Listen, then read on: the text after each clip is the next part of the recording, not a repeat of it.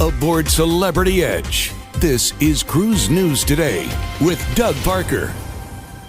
Here's your cruise news briefs for Monday, June 28th, 2021. Greeted by water cannon salutes and hundreds of onlookers lining the banks of Fort Lauderdale Beach, Celebrity Edge departed the Caribbean cruise on Saturday afternoon. Sailing at 36% capacity and under the command of Captain Kate, the ship is currently heading for Costa Maya, Mexico. It was so exciting. Been waiting 15 months for this. Royal Caribbean Group Richard Fain there. Edge is scheduled back in South Florida on Saturday morning. Earlier this week, brand ambassador John Heald posted to his Facebook page drone footage of the Carnival Horizon docked at the pier in Bimini, which is just off the coast of Miami. Horizon had visited Bimini in order to test out the new docking facilities.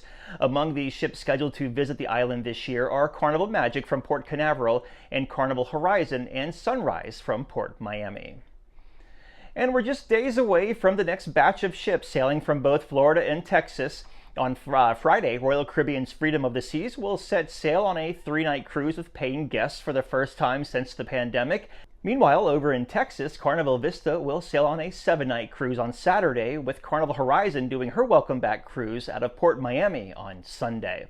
I just noticed all my production equipment behind me, so yeah, you got that going. Cruise stocks are up on Friday. Carnival Corporation up 2.4% to 28.13. Royal Caribbean up 2.6, 89.22. And Norwegian up 1.3 to 31.03. Breaking news and up-to-the-minute industry coverage at cruiseradio.net. I'm Doug Parker aboard Celebrity Edge with Cruise News Today. Cruise News Today is a production of Cruise Radio. For daily updates, subscribe to the Cruise Radio YouTube channel or visit cruiseradio.net.